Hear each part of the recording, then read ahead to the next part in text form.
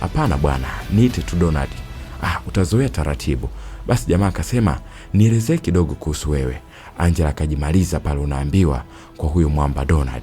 Ndio hawa hapa sasa. Akarudi kaanza kusimulia kwa shoga yake kwamba tayari huko kampeni zimeanza. Dada anasema, bila reforms usiingize chama chako kwanza.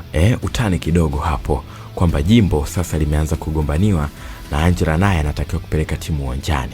Unaambiwa hapo shoga yake akaanza kumpa somo tu, mambo kama yote ni mwendo wa kushika mapembe tu ili bwana Donald apagawe mazima.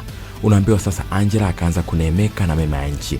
Yeye kila muda yupo kwenye ziara tu, anasahau mpaka majukumu yake.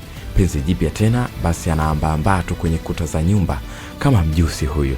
Baadaye sasa, baada ya Angela kukata simu, Donald anarudisha mpira kwa mama. Mama yeye ni kama refari wa Morocco, anasema ushindi ni wako, wewe jiangushe tu kwenye box, mimi